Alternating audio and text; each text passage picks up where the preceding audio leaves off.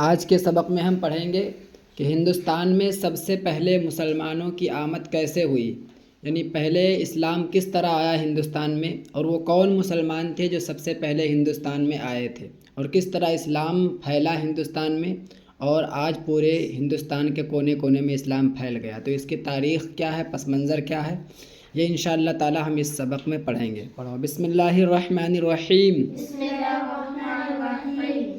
سندھ میں مسلمانوں کی آمد۔ سندھ میں مسلمانوں کی آمد۔ خاندان بنی امیہ کا خاندان بنی امیہ کا مشہور بادشاہ مشہور بادشاہ ولید بن عبد الملک ولید بن عبد الملک 86 ہجری 86 ہجری مطابق مطابق 705 عیسوی میں 705 عیسوی میں تخت نشین ہوا۔ تخت نشین ہوا۔ اس زمانے میں اس زمانے میں عربی حکومت کا جھنڈا عربی حکومت کا جھنڈا چین سے اسپین تک چین سے اسپین تک لہرا رہا تھا۔ لہرا رہا تھا۔ عرب، عرب، شام، شام، ایران، ایران، عراق عراق اور بر اعظم افریقہ اور براعظم افریقہ کا شمالی کا شمالی اور مغربی حصہ، اور مغربی حصہ مصر مصر سے سے مراکش تک مراکش تک سب سب اس کے زیر نگیں تھے۔ اس کے زیر نہیں تھے۔ عرب عرب تاجر تاجر عرب تاجر دنیا کے کونے کونے میں دنیا کے کونے کونے میں پھیل کر پھیل کر ایک طرف ایک طرف تجارت کو فروغ دے رہے تھے تجارت کو فروغ دے رہے تھے، اور دوسری طرف اور دوسری طرف اسلام کی تبلیغ کا اسلام کی تبلیغ کا فریضہ انجام دیتے تھے۔ فریضہ انجام دیتے تھے۔ اسی زمانے کی بات ہے اسی زمانے کی بات ہے کہ کہ لنکا میں لنکا میں ایک عرب سوداگر کا انتقال ہوا۔ ایک عرب سوداگر کا انتقال ہوا۔ لنکا کے راجا نے لنکا کے راجا نے مرحوم سوداگر کی مرحوم سوداگر کی عورتوں عورتوں اور بچوں کو اور بچوں کو ایک جہاز میں ایک جہاز میں بٹھا کر بٹھا کر عرب روانہ کیا، عرب روانہ کیا، اور بادشاہ ولید کے لیے اور بادشاہ ولید کے لیے کچھ قیمتی تحفے بھی کچھ قیمتی تحفے بھی ان جانے والوں کے ساتھ کر دیے۔ ان جانے والوں کے ساتھ کر دیے۔ جب جہاز جب جہاز دیبل کراچی دیبل کراچی کے سامنے پہنچا کے سامنے پہنچا تو تو سندھ کے لٹیروں نے سندھ کے لٹیروں نے جہاز لوٹ لیا جہاز لوٹ لیا اور اور عربی عورتوں کو عربی عورتوں کو گرفتار کر کے گرفتار کر کے اپنے ساتھ لے گئے۔ اپنے ساتھ لے گئے۔ ان میں سے ان میں سے ایک عورت نے ایک عورت نے عراق کے عراق کے گورنر گورنر حجاج سے حجاج سے غائبانہ غائبانہ فریاد کرتے ہوئے فریاد کرتے ہوئے اسے پکارا، اسے پکارا، یا حجاج یا حجاج المدد۔ المدد۔ خلیفہ خلیفہ ولید بن عبد الملک کی ولید بن عبد الملک کی طرف سے حجاج بن یوسف ثقفی حجاج بن یوسف ثقفی ملک عراق کا ملک عراق کا گورنر تھا۔ گورنر تھا۔ جب جب اس کو اس کو اس حادثے کی اس حادثے کی خبر پہنچی خبر پہنچی تو تو اس کے دل پر اس کے دل پر بڑا اثر ہوا۔ بڑا اثر ہوا۔ اس نے اس نے بے ساختہ جواب دیا، بے ساختہ جواب دیا، لبیک لبیک۔ لبیک لبیک، یعنی گھبراؤ نہیں، یعنی گھبراؤ نہیں، میں مدد کے لیے حاضر ہوں۔ میں مدد کے لیے حاضر ہوں۔ چنانچہ چنانچہ سندھ کے راجا سندھ کے راجا داہر کے نام طاہر کے نام ایک ایک سرکاری خط بھیجا۔ سرکاری خط بھیجا۔ اور اور حالات لکھ کر حالات لکھ کر عربی عورتوں کی واپسی کا مطالبہ کیا، عربی عورتوں کی واپسی کا مطالبہ کیا، لیکن لیکن داہر نے بات سن لیکن داہر نے ظاہر نے بات سنی انسنی کر دی۔ بات سنی انسنی کر دی۔ پھر تو پھر تو حجاج نے حجاج نے سندھ فتح کرنے کی ٹھان لی سندھ فتح کرنے کی ٹھان لی اور اور عبید اللہ بن عبید اللہ بن نبہان کو نبہان کو سپہ سالار مقرر کر کے سپہ سالار مقرر کر کے ایک لشکر ایک لشکر ان کے ساتھ روانہ کیا۔ ان کے ساتھ روانہ کیا۔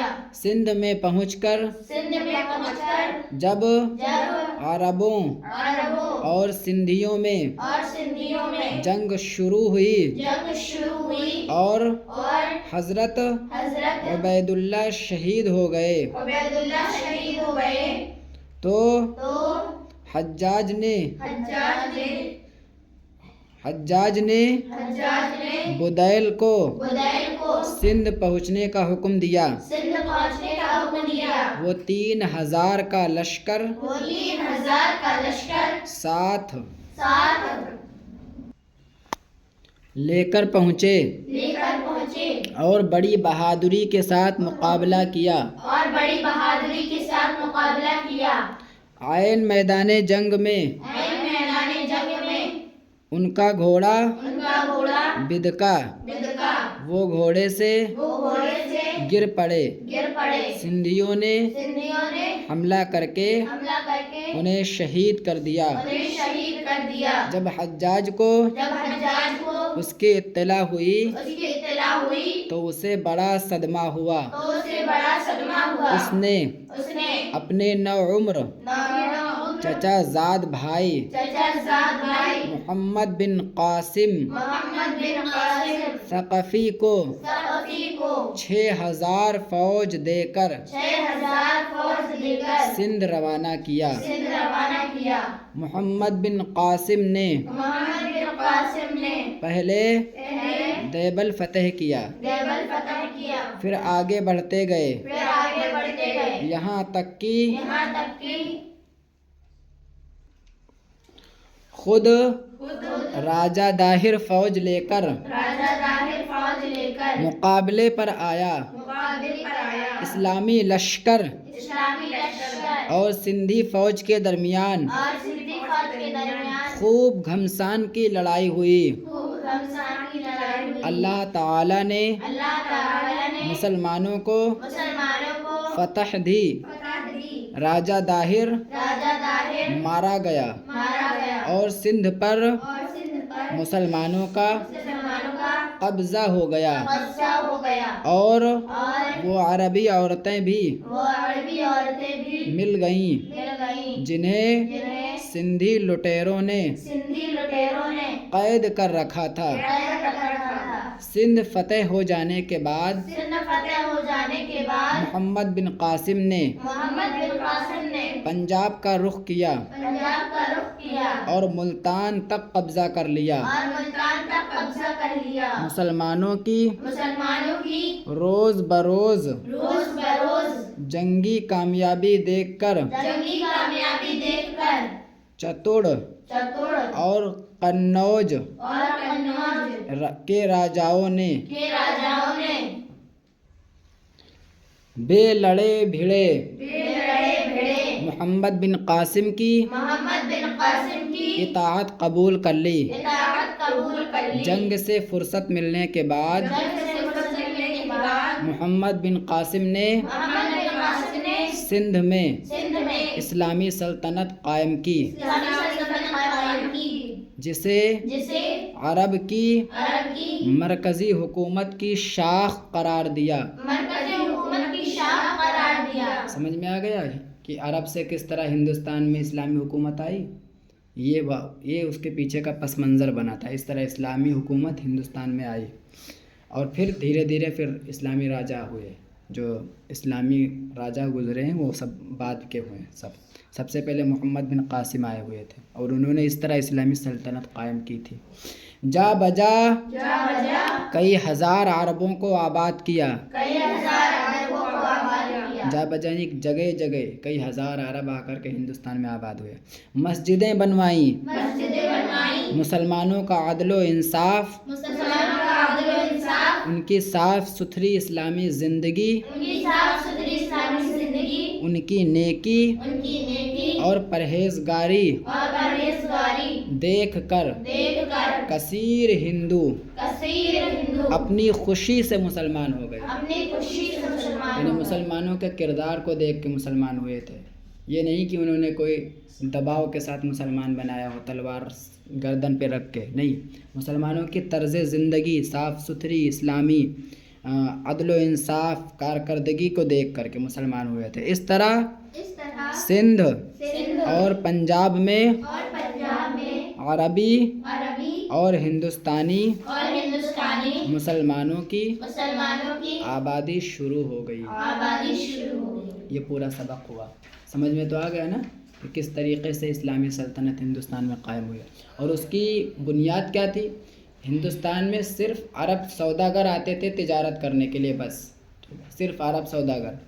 لیکن چھیڑ خانی سب سے پہلے کس نے کی تھی؟ جب عرب سوداگر تجارت کرنے کے لیے کہیں جاتے تھے تو اپنے فیملی کے ساتھ جاتے تھے. ان کے بچے بھی ہوتے تھے، عورتیں بھی ہوتی تھیں. تو ہندوستان میں وہ ایک مرحوم سوداگر جن کا ذکر ہوا نا، ان کا انتقال ہو گیا اور ان کے بچوں کو راجا نے جو ہے بھیج دیا تھا. لیکن سندھ جو کہ ہندوستان میں پڑتا تھا پہلے، سندھ کے لٹیروں نے سب سے پہلے ان پہ حملہ کیا. ان عورتوں کو قید کر لیا. جب قید کر لیا تو پہلے تو چھڑانے کی کوشش کی، اور جب نہیں چھوڑے تو مجبوراً پھر عرب کے مسلمانوں کو اور جو ہے قدم اٹھانا پڑا. پھر کیا ہوا؟ پھر لڑائی ہوئی. اس کے بعد میں وہ ہار گئے سندھ کے لٹیرے، پھر ان پہ قبضہ ہو گیا. تو اس طرح اگر یہ چھیڑ خانی نہ کرتے تو کوئی بات نہیں تھی، لیکن انہوں نے سب سے پہلے قبضہ کیا نا، سب سے پہلے چھیڑ خانی کی، ان کے عورتوں کو قید کروایا. تو اس طریقے سے پوری تاریخ بنی. سمجھ میں آ گئی پوری بات؟ اس کو اور کئی بار پڑھنا اچھے سے، پوری سمجھ میں آ جائے گا. باقی اور بھی اگر پڑھنا ہو اس کی تاریخ تو ہندوستان کی تاریخ کی بہت ساری کتابیں آتی ہیں، بتا دوں گا میں، پڑھ لیں گے انشاءاللہ.